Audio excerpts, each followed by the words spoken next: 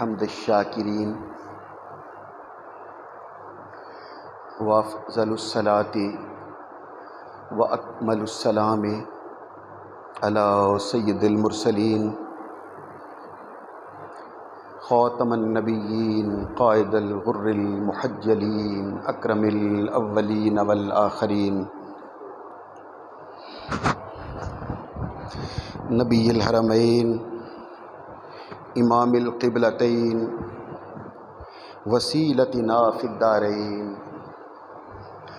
المزین بکل زین المنزہ من کل عیب و شین مولانا و مولا الثقلین جد الحسن والحسین سبحان اللہ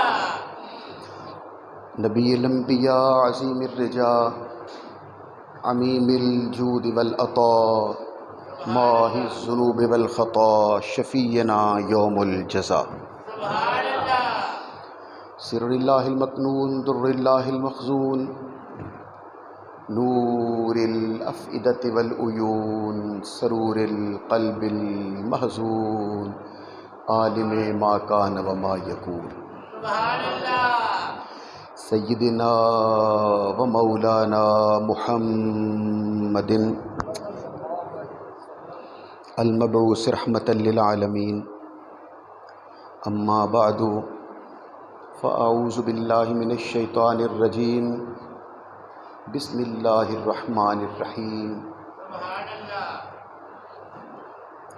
یا ایہا الذین آمنوا اتقوا اللہ وَكُونُوا مَعَ الصَّادِقِينَ صدق اللہ مولانا العظیم او کما قال اللہ تعالی فی القرآن المجید والفرقان الحمید قل لا اسألکم علیہ اجرا الا المودۃ فی القربى ومن یقترف حسنۃ نزد له فیہا حسنا ان اللہ غفور شکور سبحان اللہ صدق اللہ مولانا العظیم ان اللہ وملائکتہ یصلون علی النبی یا ایہا الذین آمنوا صلوا علیہ وسلموا تسلیما الصلاۃ والسلام علیکہ یا سیدی یا رسول اللہ وعلی آلک واصحابک یا سیدی یا حبیب اللہ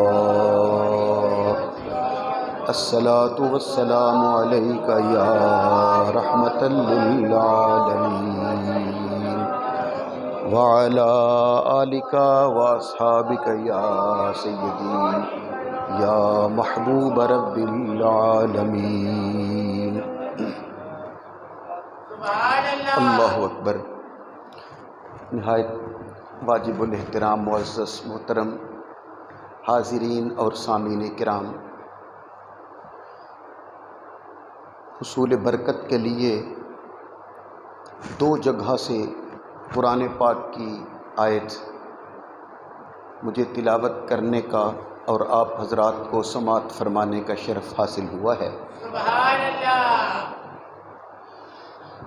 آپ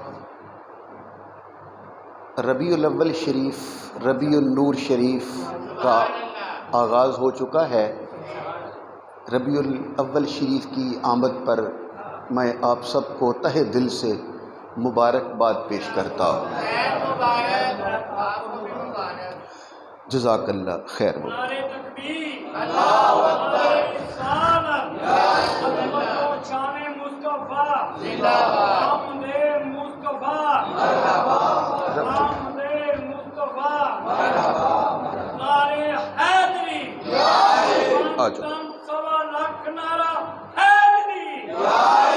ادرکنی فی سبیل اللہ۔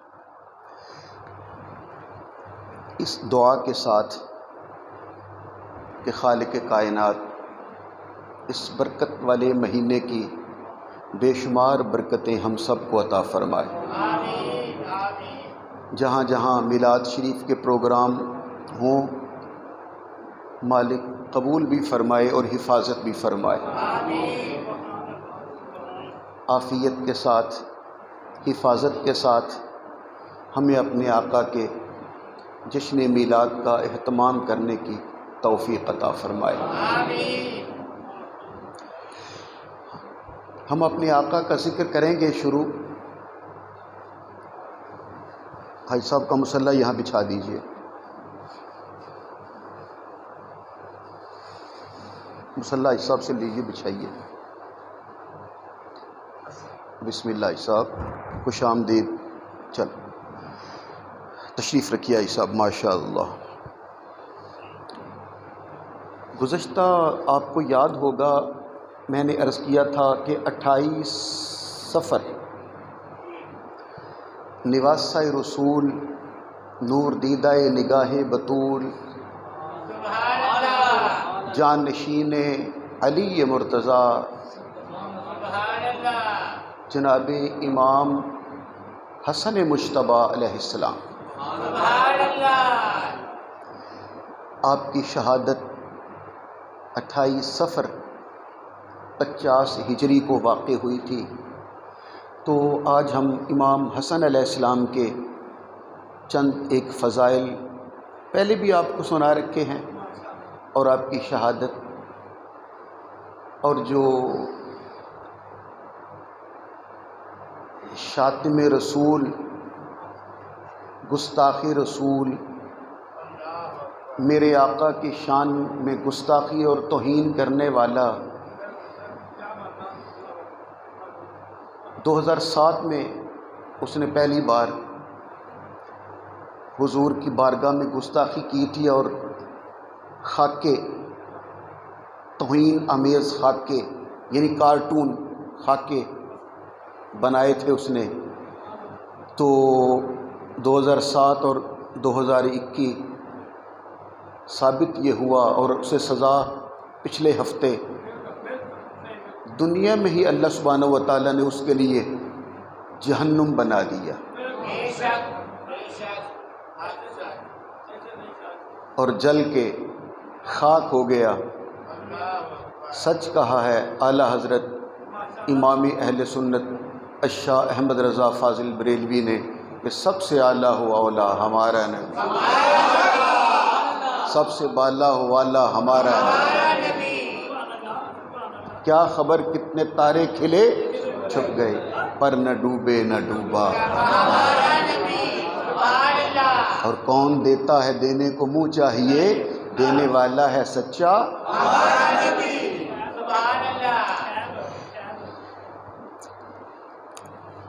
اللہ اکبر۔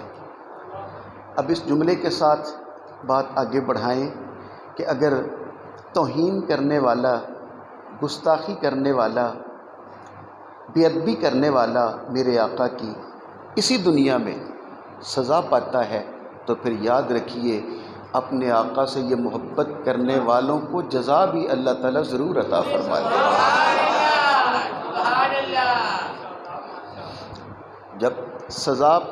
جب گستاخی کرنے والے نے سزا پائی ہے تو پھر یاد رکھیے گا محبت کرنے والوں کو جزا بھی حضور کی بارگاہ سے ضرور ملتی ہے۔ اللہ اکبر۔ اب ہم واپس پلٹتے ہیں اس آیہ کریمہ کی طرف جس میں ارشاد باری تعالیٰ ہوا کہ اے میرے محبوب اپنی امت سے کہیے، اپنے غلاموں سے کہیے، ارشاد فرما دیجئے کہ اے میرا کلمہ پڑھنے والوں، میں تم سے اور کسی چیز کا سوال نہیں کرتا، میں کوئی تقاضا تم سے نہیں کرتا، میں تم سے کچھ نہیں مانگتا، میں تم سے کسی قسم کے معاوضے کا سوال نہیں کرتا، کوئی بدلہ نہیں چاہیے مجھے تم سے تبلیغ رسالت کا، اس قرآن پاک کے عطا کرنے کا، تمہیں ایمان عطا کرنے کا، تمہیں رب رحمان عطا کرنے کا، کفر و شرک سے نکال کر ایمان کی دنیا میں لانے کا، میں تم سے کچھ نہیں مانگتا۔ اور بتوں کے آگے جھکنے والوں، تمہیں رب کی بارگاہ میں جھکانے کے بدلے میں تم سے کچھ نہیں مانگتا، صرف ایک ہی بات کہہ رہا ہوں، میری تبلیغ رسالت کا اجر صرف اور صرف اتنا ہے، کہ میری اہل بیت سے پیار کرنا۔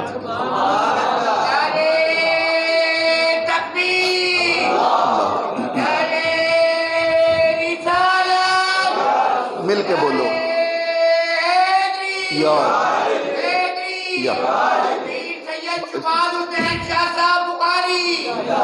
جزاک اللہ، بس اتنا ہی کافی، میری سرکار کے نام کا نعرہ ہی کافی ہوتا ہے۔ حضرت اسامہ بن زید رضی اللہ تعالی عنہما، اسامہ بن زید، یہ پتہ نا زید کون ہے؟ رسول پاک کے منہ بولے صاحبزادے، منہ بولے بیٹے تھے، ٹھیک ہے نا؟ ان کے بیٹے اسامہ، عشاء کا وقت تھا، رات کا وقت تھا، تو حضور کی خدمت میں آئے۔ پہلے بھی حدیث پاک سنائی ہے، ذرا پھر بارے دیگر سنیے، کھلے چہرے کے ساتھ۔ تو وہ سامنے بیٹھ گئے اور ادھر میرے آقا آلتی پالتی مارے، جسے ہم چونکڑی بھی کہتے ہیں پنجابی میں، چوکڑی مارے، آلتی پالتی اسے کہتے ہیں اردو میں۔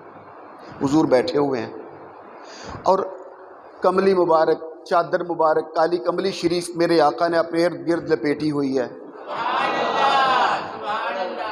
اور ٹیک لگائے حضور تشریف فرما ہے۔ اسامہ سامنے بیٹھ گئے اور آپ کی خدمت میں ایک سوال پوچھا، کوئی بات پوچھی، آقا نے جواب دیا، پھر پوچھی، پھر جواب دیا، پھر دوسری بات، پھر تیسری بات، پھر وہ گزارشات عرض کرتے رہے، میری سرکار جواب دیتے رہے۔ جب ان کے مسائل، سوالات، جس مقصد کے لیے وہ آئے تھے وہ پورا ہو گیا، تو اب ہاتھ باندھ کے عرض کرتے ہیں، حضور میں اجازت ہو تو میں جانے کی اجازت طلب کی۔ حضور نے فرمایا جاؤ۔ اب وہ اٹھنے لگے اور اٹھے اور پھر بیٹھ گئے، اور پھر آقا دو عالم کی خدمت میں مزید ایک بات عرض کر دی، وہ ہے ہمارا مضمون۔ عرض کرتے ہیں آقا، میں جب سے آیا ہوں اور جب سے بیٹھا ہوں اور جب سے آپ سے بات چیت کر رہا ہوں، میں نے دیکھا کہ آپ اپنی جگہ پہ بالکل جامد اور ساکت بیٹھے، بغیر ہلے جلے میرے سوالوں کا جواب دیتے رہے۔ آپ نے بالکل حرکت نہیں کی، اور قطعاً آپ نے ادھر ادھر دیکھا بھی نہیں ہے، بلکہ ایک ہی جگہ پہ آپ کملی شریف لپیٹے، ایسے ایک جگہ پہ جامد اور ساکت اور بغیر کسی حرکت کے آپ بیٹھے ہوئے ہیں۔ تو میرے آقا، اور مجھے یوں لگ رہا ہے جیسے آپ کی گود میں کوئی چیز ہے، آپ ہلے بھی نہیں ہیں، اور بالکل ایسے ایک جگہ پہ آپ نے میرے سارے سوالوں کے جواب دیے ہیں۔ جیسے ہی حضرت اسامہ بن زید نے اپنی بات مکمل کی اور میرے آقا نے حضرت اسامہ بن زید کا سوال سنا اور بات سنی، تو چہرہ اقدس پہ مسکراہٹ آ گئی، اور میری سرکار نے وہ کملی شریف جو لپیٹی ہوئی تھی نا سردی کی وجہ سے، سردی کا موسم تھا، موسم سرما تھا، تو میرے آقا نے وہ چادر کے دونوں پلو ہٹائے، اپنے ارد گرد سے چادر کو الگ کیا، اور جب چادر کا وہ پردہ ہٹایا تو اسامہ بن زید کہتے ہیں، میں نے دیکھا کہ حضور کے دونوں پہلوؤں پر، حضور کے دونوں زانوؤں پر، اس طرف امام حسن بیٹھے تھے، ادھر امام حسین بیٹھے ہوئے تھے۔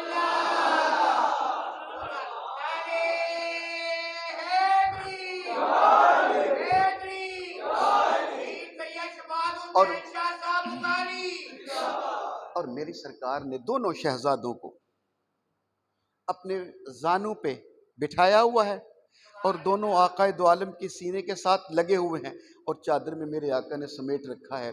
جب حضرت اسامہ بن زید نے دونوں شہزادوں کو دیکھا، دونوں نواسوں کو دیکھا، امام حسن و حسین کو دیکھا، سیدہ فاطمہ الزہرا کے لالوں کو دیکھا، تو حضرت اسامہ بن زید نے حیرت کے ساتھ حضور کی خدمت میں ایک سوال عرض کیا، آقا آپ ان دونوں سے اتنی محبت کرتے ہیں؟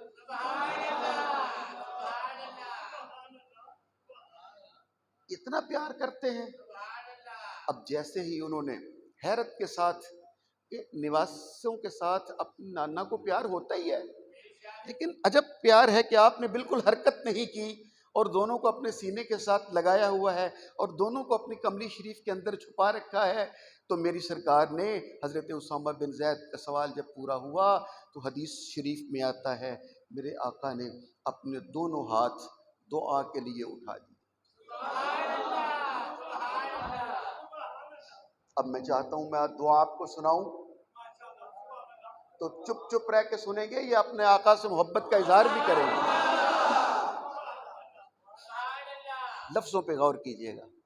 ہاتھ اٹھا دیے اور دعا کر رہے ہیں۔ پہلا جملہ فرمایا اللہم، اے اللہ، اللہم انی احبہما، یعنی آدھی رات کا وقت ہے، تنہائی کا وقت ہے، اللہ کا حبیب دونوں شہزادوں کو گود میں بٹھا کر اپنی کملی میں سمیٹ کر دونوں ہاتھ اٹھا کے دعا کر رہے تھے، اے اللہ انی احبہما فاحبہما، اے میرے پروردگار میں ان دونوں سے محبت کرتا ہوں، تو بھی ان دونوں سے محبت فرمانا۔ اللہ اللہ اللہ اللہ۔ چلو پھر سنیے اسی جملے کو، اے میرے رب، اے میرے پروردگار، اے میرے معبود برحق، میں ان دونوں سے محبت کرتا ہوں، تو بھی ان سے محبت فرما۔ تو ہم عرض کرتے ہیں اپنے آقا کی خدمت میں ہاتھ باندھ کے کہ یا رسول اللہ آپ تو نانا جان ہو، تو آپ تو اپنے نواسوں سے پیار کرو گے ہی، نانا کو نواسوں سے پیار ہوتا ہی ہے، تو آپ تو ان کے نانا ہو، یہ آپ کے نواسے ہیں، تو آپ تو پیار کرو گے ہی، اللہ سبحانہ و تعالیٰ سے کیوں فرما رہے ہو کہ آپ بھی کرنا؟ میں رکھتا ہوں تو بھی رکھ، میں پیار کرتا ہوں تو بھی کر۔ آقا آپ تو نانا ہو اس لیے کرتے ہو، تو میرے آقا ایک ہی جواب دیتے ہیں، اب ذرا جو سو رہے ہیں وہ بھی ذرا جاگ جائیے، میری سرکار آقا سے اگر سوال کریں آپ تو نانا ہو تو اس لیے کرتے ہو، تو وہ کیوں کرے؟ تو حضور ایک ہی جواب دیں گے، کیا؟ اس لیے میں اسے اس لیے کہہ رہا ہوں، دعا اس لیے کر رہا ہوں کہ محبوب کا محبوب بھی محبوب ہوتا ہے، چونکہ میں اس کا محبوب ہوں اور یہ میرے محبوب ہیں، اس لیے کہہ رہا ہوں جس طرح میرے ساتھ محبت کرتا ہے، میری محبت کی وجہ سے ان سے بھی محبت فرما۔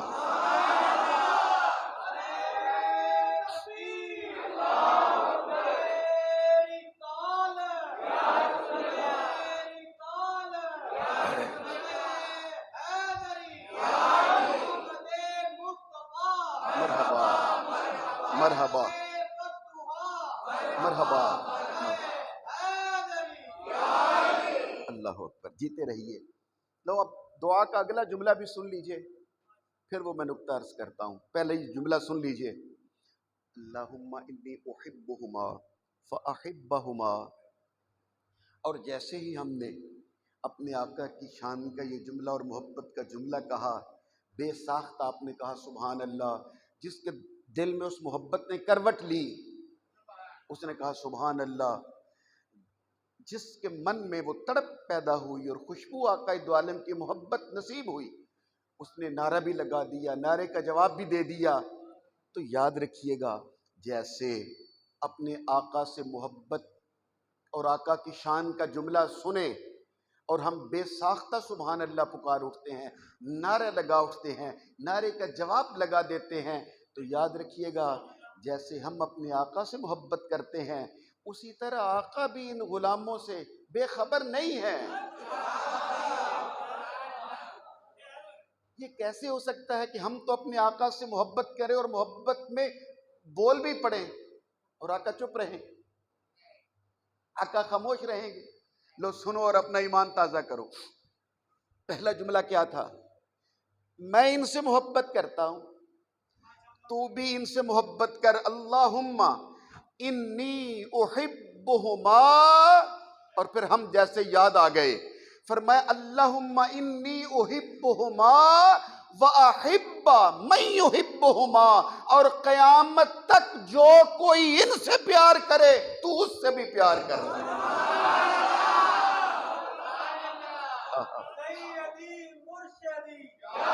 یا نبی یا نبی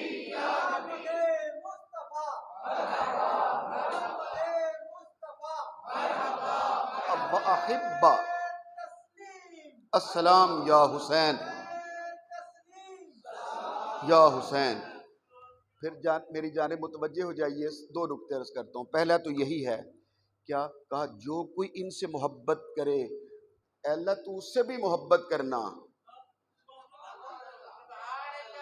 یعنی میری وجہ سے ان سے محبت کرنا، میری وجہ سے ان سے محبت کرنا، اور ان کی وجہ سے ان سے محبت کرنے والوں سے محبت کرنا. بس پیمانہ ہمارے سامنے آ گیا، میزان ہمارے سامنے آ گیا، کسوٹی ہمارے سامنے آ گئی. آج اگر ہم یہ دیکھنا چاہیں اللہ ہم سے محبت کرتا ہے یا نہیں، تو میزان بالکل سامنے ہے. حضور نے کہہ دیا تھا اس سے پیار کرنا جو ان سے پیار کریں. آج اگر تو چاہے یہ دیکھنا میرا رب میرے ساتھ پیار کرتا ہے یا نہیں، تو اپنے دل کو دیکھ لینا تو حسن و حسین سے پیار کرتا ہے کہ نہیں. اگر تیرے دل میں امام حسن و حسین کا پیار ہے تو پھر سمجھ لے کہ میرا رب بھی تیرے ساتھ پیار کرتا ہے. اور پھر وہ جو میں عرض کر رہا تھا نا کہ آپ تو نانا ہو تو نواسوں سے پیار کرتے ہی ہو. لو یہی وجہ ہے. بچے تو اس بات کو شاید نہیں اتنی سمجھ سکیں گے، جو بزرگ صاحبان ہیں وہ ضرور اس بات کو اچھی طرح سمجھ جائیں گے. جو میں عرض کرنے لگا ہوں نکتہ وہ یہ ہے، وہ یہی ہے کہ بہو، ہر گھر کی بہو اپنے ساس سسر کو خدمت بھی کرتی ہے، کھانا بھی پکا کے دیتی ہے، کپڑے دھو کے استری کر کے بھی پہناتی ہے، صبح ناشتہ بھی دیتی ہے، دوپہر کا کھانا بھی، رات کا کھانا بھی، دوا بھی دیتی ہے، ساری خدمت بھی کرتی ہے. بہو سب کچھ کرتی ہے، اپنے بچے بھی پالتی ہے، ساس سسر کی خدمت بھی کرتی ہے. لیکن یاد رکھیے گا ان بزرگوں کو جو محبت اپنے بیٹی کے بچوں سے ہے،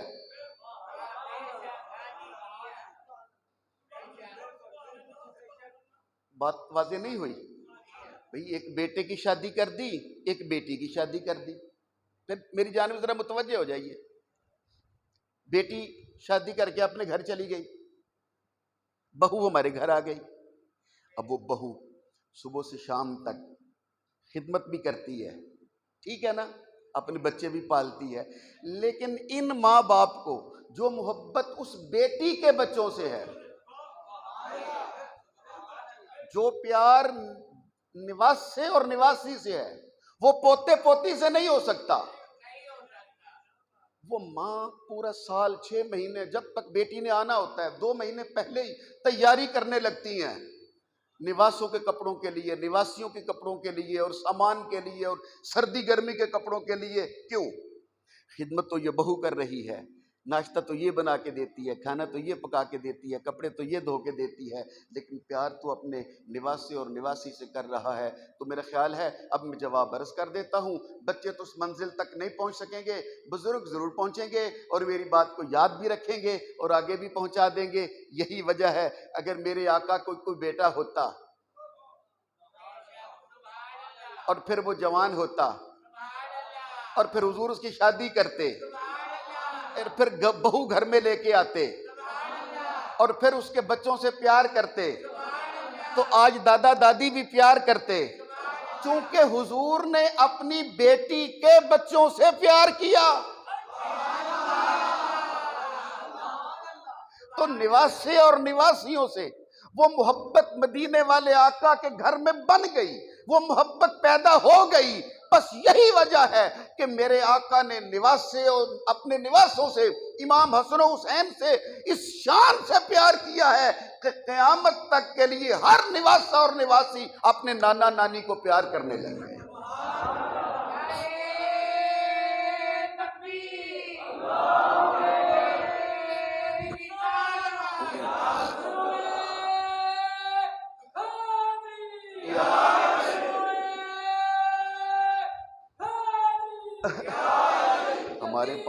ہمارے پاس کئی لوگ آتے ہیں، میرے پاس کئی لوگ آتے ہیں، حاجی صاحب کے پاس بھی آتے ہیں، وہ یہی تویز کرانے کے لیے آتے ہیں کہ میری بیوی ماں باپ کی خدمت پورا کرتی ہے، لیکن یہ پیار میری بہن کے بچوں سے کرتے ہیں۔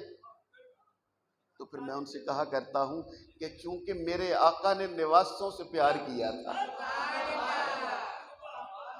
اور محبت وہاں پیدا ہو گئی تھی۔ اللہ اکبر۔ اور میرا خیال ہے اب بات کو مکمل کر دیں اور بات تیزی کے ساتھ آگے بڑھا دیں۔ میری سرکار نے کہا، دونوں شہزادوں کو بٹھا کے کہا، باری تعالیٰ میں ان سے پیار کرتا ہوں، تو بھی ان سے پیار کرنا، لیکن قوم نے، امت نے، اس زمانے کے لوگوں نے میرے آقا کے اس جملے کی قدر نہ کی۔ یاد رکھیے گا، امام حسن علیہ السلام نے اپنے نانا جان کی امت کے ایک ایک فرد کے لیے تن من دھن سے قربانی دی ہے، یہاں تک کہ امام علی مقام کے پاس لاکھوں کی تعداد میں لشکر تھا اور 1,40,000 بندے نے موت پر بیعت کی تھی کہ اے امام، ہم آپ کے ساتھ ہیں، ہم آپ کے ہاتھ پر موت کی بیعت کرتے ہیں۔ موت کی بیعت کا معنی کیا ہے؟ کہ ہمارے پاس جو تلوار ہے وہ تلوار نیام میں رکھتے ہیں۔ نیام اس غلاف کو کہتے ہیں جس کے اندر تلوار رکھی جاتی ہے۔ موت پر بیعت کا معنی یہ ہے کہ ہم اب جنگ میں جائیں گے، میدان جہاد میں، میدان جنگ میں جائیں گے، اور پھر ہم اپنی تلوار اس نیام سے باہر نکال لیں گے، اور پھر اس سے پہلے کہ ہم میدان جنگ میں جا کر لڑائی کا آغاز کریں، ہم اپنی نیام کو توڑ دیں گے۔ بات واضح ہو رہی ہے؟ جس نیام میں تلوار رکھی گئی ہے اس نیام کو توڑ دیں گے۔ مطلب کیا ہے؟ نیام کو توڑ کے پھینک دینے کا معنی یہ ہے کہ اب ہم واپس نہیں آئیں گے، تلوار ننگی کر دی ہے کہ یا فتح پا کے آئیں گے یا شہید ہو جائیں گے۔ زندہ یہ تلوار نیام میں ڈال کر واپس نہیں لائیں گے۔ اسے کہا جاتا تھا موت پر بیعت کرنا۔ تو 1,40,000 بندے نے امام حسن مجتبیٰ علیہ السلام کے دست اقدس پر موت کی بیعت کی تھی۔ ہاں، امام حسن مجتبیٰ علیہ السلام کے دست مبارک پر موت کی بیعت کی تھی کہ آپ جنگ میں چلیں، ہم امیر شام کے ساتھ، امیر شام سے مراد حضرت معاویہ، ہم امیر شام کے ساتھ جنگ کریں گے، اور 1.5 لاکھ بندہ اور موت کی بیعت کر رہے ہیں کہ ہم یعنی خون کے دریا بہا دیں گے اور خس و خاشاک کی طرح بہا کے لے جائیں گے آپ کے سامنے آنے والوں کو اور آپ کے مد مقابل آنے والوں کو۔ کیونکہ امام حسن جانتے تھے کہ امیر شام نے اس سے پہلے میرے ابا جان مولا علی شیر خدا کے ساتھ جنگ صفین میں دغا بازی کر کے زیادتی کی ہے اور پھر میرے باپ کو شہید کروایا ہے۔ تو جب میدان جنگ میں ہے، ادھر امیر شام کی فوج ہے، ادھر جناب امام حسن مجتبیٰ علیہ السلام کی فوج، اور ایسی فوج کہ جس نے موت پر بیعت کی ہوئی ہو، اور قائد کو پتا ہو کہ میرے بندے انہیں خاک کی طرح بہا کے لے جائیں گے، پانی کی طرح بہا کے لے جائیں گے، لیکن یہ نواسہ رسول اور میرے آقا کی وہ پیش گوئی پوری ہونے کا وقت آ گیا کہ جس دن جمعہ کی نماز پڑھاتے پڑھاتے آمینہ کے لال نے امام حسن مجتبیٰ اپنے شہزادے کو اپنے اس زانو پر بٹھایا اور پیار کرتے ہوئے کہا تھا، اے میرے صحابہ یاد رکھو میرا یہ بیٹا سردار ہے، میرا یہ بیٹا پھر کہو میرا یہ بیٹا، یہ میری بات نہیں ہے، میں حدیث آپ کو سنا رہا ہوں، کہا میرا یہ بیٹا سردار ہے، اور میرا اللہ اس کی وجہ سے مسلمانوں کے دو گروہوں میں صلح کرا دے گا۔ امام حسن مجتبیٰ کے پاس اتنی بڑی فوج تھی، لیکن جب دیکھا کہ یہ مجھ پر موت کی بیعت کرنے والے، جب یہ سامنے لوگوں کے اوپر تلواریں لے کر جب یہ جھپٹیں گے تو کسی کو زندہ نہیں چھوڑیں گے، لیکن پھر خیال آیا کہ جو مر جائیں گے وہ بھی تو میرے نانا جان کے امتی ہیں، کلمہ تو وہ بھی میرے نانا جان کا پڑھتے ہیں، تو اس کا مطلب یہ ہوا کہ میری یہ فوج میرے نانا جان کے اتنے ہزار لوگوں کو ابھی خون کے دریا بہا دے گی۔ حضرت امام حسن مجتبیٰ علیہ السلام نے فوراً اپنے سپاہیوں کو پیچھے کر دیا اور امیر شام کے ساتھ سادہ کاغذ کے اوپر بھیج کر صلح کر لی، اور اس صلح کرنے کے بدلے میں میرا فکرہ سنیے گا، عربی کا لفظ ہے لیکن آپ سمجھنے کی کوشش کیجئے گا۔ امام حسن مجتبیٰ نے صلح کر لی اور ساری کی ساری خلافت، حکومت امیر شام کے سپرد کر دی۔ نتیجہ اس کا یہ نکلا کہ وہ جو دست پر موت کی بیعت کرنے والے تھے، انہیں اپنے امام پر اتنا غصہ آیا کہ انہوں نے کہا آپ تو ہمارے لیے آڑ بن گئے ہو کہ آپ نے ہمیں شرمندہ کر دیا ہے۔ جب لوگوں نے اتنی بڑی توہین اور گستاخی کی امام حسن کی کہ انہیں سرے عام کہا کہ تم ایمان والوں کی آڑ ہو، کہ تم نے ہم ایمان والوں کو شرمندہ کر دیا ہے امیر شام سے صلح کر کے، تو امام حسن نے کہا اے میرے نانا جان کے امتیو، مجھے یہ آر قبول ہے مگر مجھے تمہارے لیے نار قبول نہیں ہے، مجھے تمہارے لیے نار قبول نہیں ہے، میں آر قبول کرتا۔ اور حضرت لیکن وہ جو صلح کی تھی اس کی میں اگر آپ کو وہ تفصیل سناؤں نا کہ کون کون سے پوائنٹ پر صلح کی تھی، آپ حیران پریشان ہو جاؤ، کیونکہ امیر شام نے اس کی کسی ایک شق پر بھی عمل نہیں کیا۔ اس میں ایک شق یہ بھی تھی کہ جب آپ دنیا سے چلے جائیں تو اے امیر شام، آپ اپنے بعد کسی کو اپنا نائب اور اپنا خلیفہ نہیں بنائیں گے، بلکہ مسلمان جسے چاہیں گے اسے اپنا خلیفہ نامزد کریں گے۔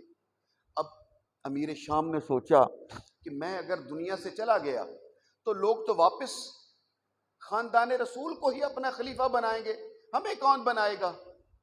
پھر اس نے چال بازی شروع کی اور امام حسن مجتبیٰ علیہ السلام کی بیوی جس کا نام تھا جعدہ بنت اشعث بن قیس، جعدہ بنت اشعث بن قیس، کیا کروں، کیسے بتلاؤں میں آپ کو، میرا دل زخمی ہے جب میں یہ چیزیں پڑھتا ہوں۔ وہ جعدہ بن اشعث بن قیس کون تھی جانتے ہیں آپ؟ نہیں جانتے تو سن لیجئے، یہ حضرت ابوبکر صدیق کی سگی بھانجی ہے، اشعث بن قیس۔ اشعث حضرت ابوبکر صدیق رضی اللہ تعالی عنہ کا بہنوئی لگتا تھا، ان کی بیٹی ہے جعدہ۔ تو امیر شام نے کہا کہ اگر تم امام حسن کو شہید کر دو اس زہر کے ساتھ، اور وہ روم سے منگوایا ہوا خطرناک زہر تھا، اگر تم اس زہر کے ساتھ امام حسن کو شہید کر دو تو میں تمہیں 1,00,000 درہم پہلے بھیج رہا ہوں، اور جب امام شہید ہو جائیں گے تو میں تمہیں اپنے بیٹے، اپنے ولی عہد اور آنے والے خلیفہ یعنی یزید پلید کی دلہن بناؤں گا، اور تو امام حسن علیہ السلام کے بعد میرے بیٹے یزید کی بیوی بنے گی اور ملکہ بنے گی تو۔ اللہ اکبر، یہ دنیا کی دولت، یہ جاہ و حشمت ایسی خطرناک چیز ہے، پھر یہ نہیں دیکھتی کہ میرے سامنے نواسہ رسول ہے یا کون ہے، پھر وہ 6 ماہ کے شہزادے کو بھی نہیں دیکھا کرتی۔ وہ ایک ایسا خطرناک زہر جو اس کا ایک قطرہ شاید ہاتھی کو مارنے کے لیے بھی کافی ہوتا، امام حسن مجتبیٰ علیہ السلام کے پینے والے پانی میں شامل کر دیا، اور حضرت امام حسن مجتبیٰ علیہ السلام نے فجر کی نماز پڑھ کے جب پانی پیا تو آپ کا جگر کٹ گیا، ٹکڑے ٹکڑے ہو گیا، اور جب آپ کو قے آئی تو اس میں آپ کے جگر کے ٹکڑے کٹ کٹ کے باہر آنے لگے۔ تو امام حسین علیہ السلام کو پیغام بھیجا اپنے بھائی کو کہ آپ میرے پاس آئیے۔ تو حضرت امام حسین علیہ السلام تشریف لائے، جب بھائی کی حالت دیکھی، چہرے انور کا رنگ دیکھا، اور اپنے سامنے پڑے ہوئے تشت میں امام پاک کے جگر کے ٹکڑے کٹ کٹ کے آنے والے دیکھے، تو امام حسین علیہ السلام کے تو ظاہر ہے بھائی تھے اوسان خطا ہو گئے، اور پریشانی کی حالت میں کہ بھائی صاحب یہ آپ کے ساتھ کیا ہوا؟ تو امام پاک نے فرمایا مجھے پہلے بھی زہر دینے کی کوشش کی گئی ہے لیکن میں بچ گیا تھا، اب یہ اتنا زہر شدید مہلک زہر دیا گیا ہے کہ جس سے میرا جگر کٹ گیا ہے اور اب میں بچ نہیں سکتا۔ بس امام حسن نے جو جانشین رسالت اور وراثت اور ولایت علیہ کے منصب تھا وہ اپنے بھائی امام حسین علیہ السلام کے سپرد کیا۔ امام حسین نے پہلے سوال کیا، امام میرے بھائی یہ بتائیے تو صحیح ہے آپ کے ساتھ کیا کس نے ہے؟ تو امام حسن نے پوچھا بھائی حسین آپ کیا کرو گے؟ تو کہا کہ میں آپ کا بدلہ لوں گا۔ تو امام حسن کا جواب سنیے، آپ نے فرمایا وہ میرے نانا جان کا کلمہ پڑھنے والے لوگ ہیں، میں آپ کو اجازت نہیں دے سکتا، میں جانوں وہ جانے، قیامت کا دن جانے، میرا رب جانے اور میرے نانا جانے۔ اور پھر آپ نے کہا کہ مجھے میرے نانا جان کے پہلو میں دفن کرنا، یعنی گنبد خضرا میں جو حضور کا روضہ مبارک، اس میں رسول پاک کی قبر ہے، آگے حضرت ابوبکر صدیق کی قبر ہے، پھر آگے حضرت عمر فاروق کی قبر ہے، ایک جگہ بھی خالی ہے۔ تو کہا مجھے وہاں پر دفن کرنا۔ جب آپ کو تکفین کے بعد یعنی غسل کے بعد کفن پہنانے کے بعد آپ کا جنازہ لے کر جب وہ گنبد خضرا کی طرف امام حسین علیہ السلام تشریف لا رہے تھے تو آگے مروان کھڑا ہو گیا۔ مروان بن حکم یہ وہ لعین اور خارجیوں کا سردار اور وہ ناصبی ہے جس نے ناصبیت کا آغاز کیا۔ ناصبی کہتے ہیں جو مولا علی شیر خدا اور آپ کے خاندان سے عداوت اور دل میں بغض رکھتے ہیں، اس کا آغاز کیا تھا مروان نے۔ مروان بن حکم یہ وہ بندہ تھا جسے نبی پاک صلی اللہ علیہ وآلہ وسلم نے اپنے دور میں مدینہ سے باہر نکال دیا تھا، حکم کو، اس کا یہ بیٹا مروان تھا۔ وہ آگے کھڑا ہو گیا۔ اس سے بڑا ظلم میں آپ کو سنا نہیں سکتا کہ ایک جنازہ جو گھر سے دفن ہونے کے لیے جائے اور پھر بجائے دفن ہونے کے گھر واپس پلٹ آئے۔ ہمارے بچے یا نوجوان سوچ رہے ہیں کہ یہ کیسے ہو سکتا ہے کہ نواسہ رسول کا جنازہ اور بغیر دفن کے واپس پلٹ آیا؟ جی ہاں، جب امام حسن کا جنازہ نبی پاک کے روضے کے قریب پہنچا، ایک صحابی ہیں حجر بن ادے، انہوں نے تلوار نکالی اور آواز دے کے کہا ہٹ جا پیچھے، یہ امام حسن عزت والے شہزادے کا جنازہ ہے، نانا جان کے ساتھ دفن ہوں گے۔ جب تلوار نکالی تو دوسری طرف مروان بن حکم نے حکم دیا اپنے سپاہیوں کو اور انہوں نے تیر چلانے شروع کر دیے۔ اور اس سے بڑا ظلم کیا ہو سکتا ہے کہ نبی پاک نے جس شہزادے کے ساتھ محبت کا حکم دیا تھا اس شہزادے کی زندگی تو کیا بعد از وفات بھی ان کے جنازے میں تیر لگ رہے تھے، اور تیروں کے ساتھ آپ کی میت کو، آپ کی جنازے کو واپس گھر لے کر آئے۔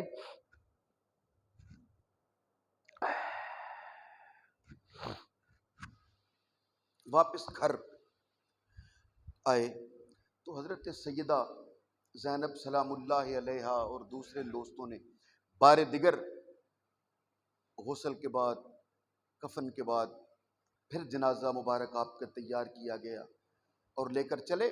تو حضرت امام حسین علیہ السلام نے کہا میرے بھائی نے مجھے وصیت کی تھی، میرے بھائی امام حسن نے مجھ سے وصیت کی تھی۔ حضرت شہزادہ عباس، حجر بن ادے، کون ان کا مقابلہ کر سکتا تھا؟ لیکن امام حسین کھڑے ہو گئے. آپ نے کہا میرے بھائی حسن نے میرے ساتھ وصیت کی تھی کہ میرے دفن کرتے وقت میرے نانا جان کے کسی امتی کا ایک قطرہ خون بھی زمین پر نہیں گرنا چاہیے. تو میں اپنے بھائی کے دفن کے لیے کسی ان کے نانا جان کے امتی کا خون زمین پر نہیں گرنے دینا چاہتا. اور پھر جنت البقیع میں حضرت سیدہ فاطمہ الزہرا ان کی امی جان کے قدموں میں امام حسن مجتبی علیہ السلام کو دفن کر دیا گیا. آپ سوچ رہے ہوگے کہ بار بار یہ لفظ کہتا ہے کہ میرے نانا جان کے امتی، میرے نانا جان کے امتی. یہ پہلے بھی میں نے آپ کو سنایا ہے اور پھر سنا کے بات ختم کرتا ہوں کہ اپنے نانا جان کی امت کا خون زمین پہ گرنا تو بڑی دور کی بات ہے. اپنے نانا جان کی امت سے امام حسن اس طرح پیار کیا کرتے تھے کہ وہ اعتکاف بیٹھے ہوئے تھے ایک دن مسجد میں. لوگ یاد آ گیا واقعہ، اور 3 دن باقی تھے. ایک بندہ آیا، اس نے آ کے کہا یا امام وہ فلاں بندہ میرے پیسے نہیں دے رہا، اگر آپ کہیں تو وہ میرے پیسے دے دے گا تو میرے پاس پیسے آ جائیں گے تو میرے بچے بھی عید کے لیے جوتے کپڑے سامان خرید